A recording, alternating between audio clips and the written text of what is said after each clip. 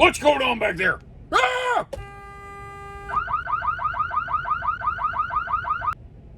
Yeah. Feels right, you know?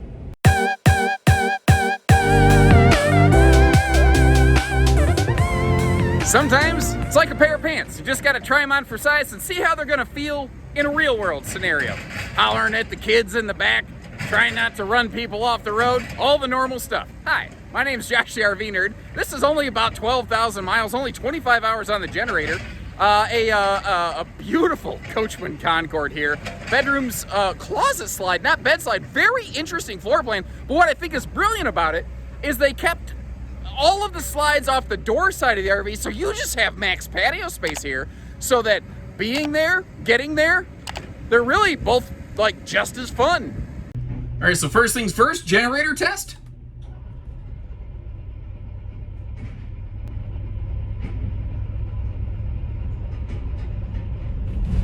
There it goes. Took a little while, probably hadn't been started. Sounds like it's not chugging real hard. All right, let's check. You know what? Let's start with the slides closed this time. How about that? We'll start in road mode, then we'll get to destination, because that's kind of how your trip goes anyway, right? So one of the interesting aspects of this one is, like I said, there's a slide in the bedroom, but it's not a bed slide. Instead, this bed stays fixed here, and what you actually have slided in out is the closet. Now, it does overlap with the bed a little bit, but you maintain the use of it, I think, enough for transit purposes. And then as we turn around and move forward, I mean, it's normal, it's typical. You can access the motorhome, in transit, walk from the front to the back. I don't know, I just always feel like it's really important to showcase this because I think it's one of the main differences between a motorhome and a towable RV. Because, to me, a motorhome's vacation starts the moment you sit in that driver's seat, turn the key. It's a road trip, baby. We are officially, the weekend has begun.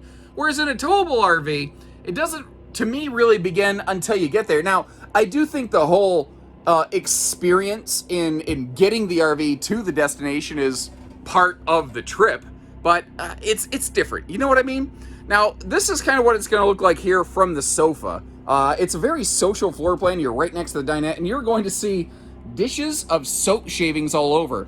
It's something just kind of helps keep some critters out. It also helps keep the RV smelling very nice. That is the only one I think I forgot to pick up off any sort of main floor space, because I kicked a couple of them over in the bathroom about 3 times, and I got tired of picking up soap chips. I like that. It's interesting, but there's a power outlet under that overhead cabinet that until I sat down, I wouldn't have noticed. That's part of the reason I like to do this. Now, a common Class C has a forward overhead, sleeper. I think that this is more of a couples-oriented arrangement right here.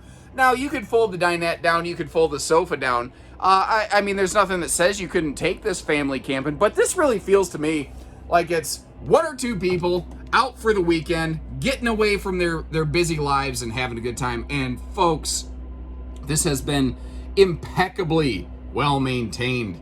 Just extremely. Oh, here's another thing. When this was first built, it did not have an auto leveling system. The owners went to Bigfoot Leveling Systems and added a hydraulic leveler here. You'll actually get to peek those a little bit from the outside if you look kind of under the skirt line. We're on a Chevy 4500 chassis, and other than that little strip of removable carpet mat right there, it is very much like a Chevy and the word workhorse kind of go hand in hand together, but a very utilitarian cab space. But it's effective. You're up here just to get to your destination. Then you're going to spend the rest of your time in the back. So I think it was actually very effective for that. Now, of course, that Jensen system there is your entertainment as well as your backup camera.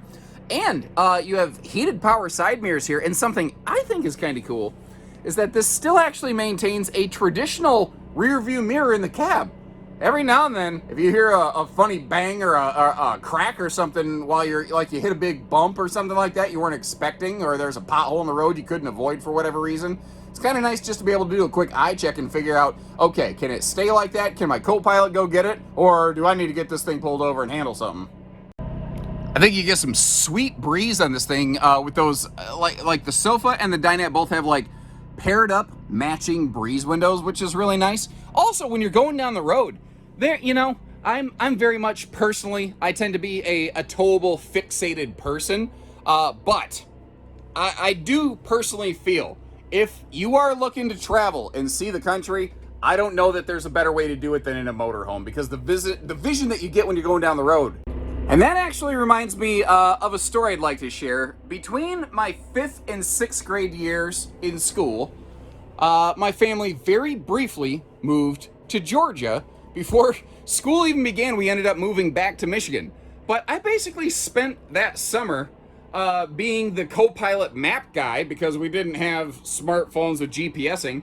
Well, my dad was driving a U-Haul with all my family's stuff from Michigan to Georgia and then eventually back. It was a very interesting time, but you know what? I count that as my very favorite summer. I got to hang out with my dad all day, every day, listening to music, having a good time. And I didn't appreciate it when I was a kid as much as maybe I should. I don't know that a kid necessarily can. But now that I'm older, I realize that was one of my favorite summers ever in my entire childhood. It wasn't sitting there playing Nintendo. It was in the passenger seat with my dad all summer. You know? And I guess what I'm getting at is that it's not the RV that matters so much as the opportunity it represents for you to build those kind of memories. Like, you might not ever remember your Coachmen, motorhome, but what you might remember is that time you went to Mackinac Island, or to Coachmen Falls, or you went to Mount Rushmore. That's the opportunity that an RV really represents.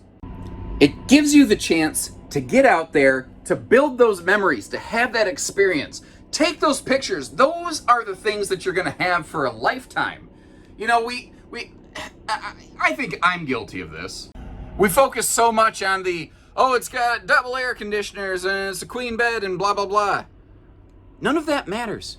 What matters is that that's just the pit stop on the way to, like, the rest of your life, you know? Sorry, I'm waxing poetically over here, but I mean it, man. It's not the RV. It's the opportunities that it gives you. Now, back to the actual RV for a minute. You may have noticed in both the living room and here in the bedroom, you have those nice, like, rain sensoring vent fans. And again, it's not a bed in the slide, but in some ways it's better, because now you have bigger overhead storage. Instead of the bed being shoved into the slide, you have nice wide open side stands. It's tricky sometimes to find something that has some CPAP friendliness, but even just a place to set your phone beside the bed can often be a bit of a challenge.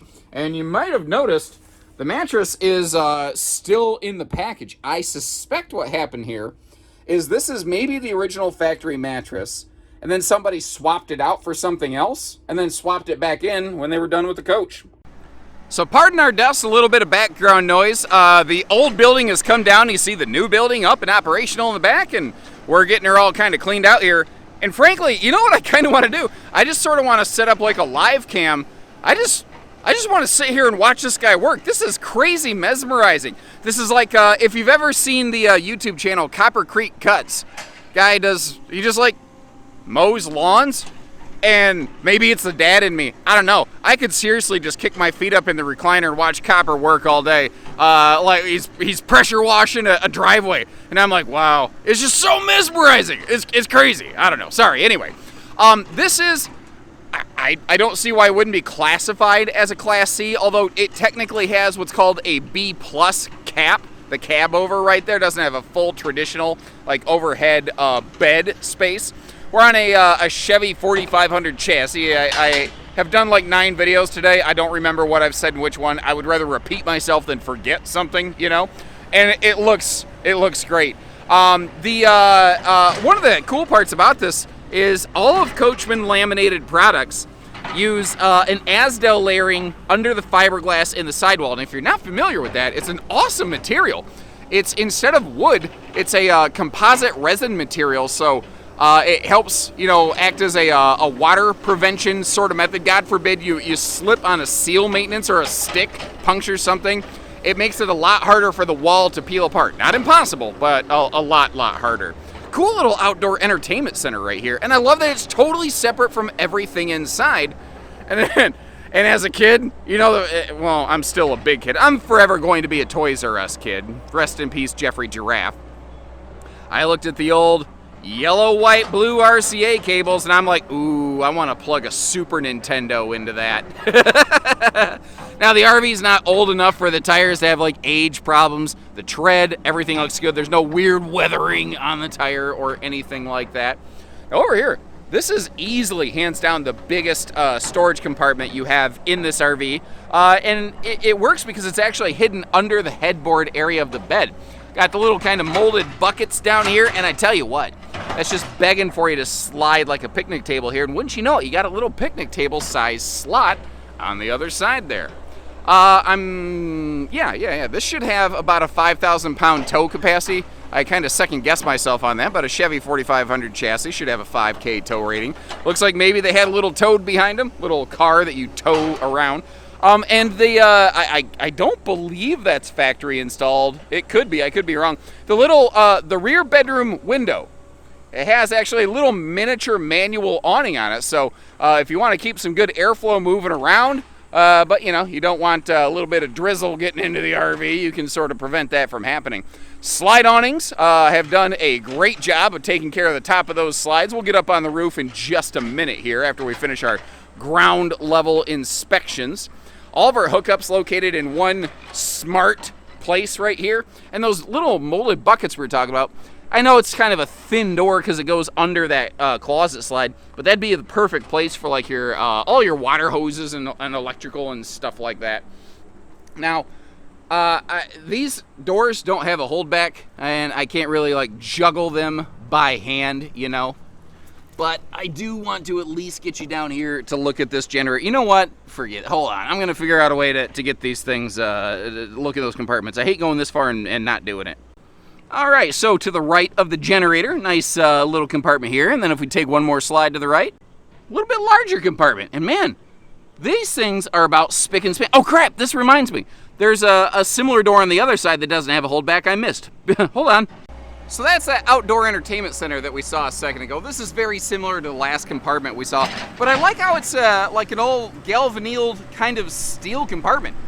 I mean, if you had to, you could really get aggressive cleaning that thing out and not damage stuff. I'm guessing this one doesn't have a holdback so that you don't accidentally like melt the door next to the water heater. And the roof doesn't just look good, it actually brings me a lot of peace of mind, because I can see where it's been actively cleaned, maintained. It hasn't just been like neglected and out of sight, out of mind. Like you see where there's been a full touch-up bead put around the bathroom skylight. That usually seems to be the first one that needs it. I think because the skylights just stick up a little bit and those self-leveling compounds kind of mold around it a little more than some other things possibly would. But the front rear termination strips, this looks great. They were obviously right on top of their TLC routines. So thank you very much for joining us. Remember, we're family owned and operated. We'd love the chance to work with you when you're ready. I leave you a link in the video description where you can always check for pricing and availability. Short of that, take care, stay safe, have fun, and have an A1 day, everyone.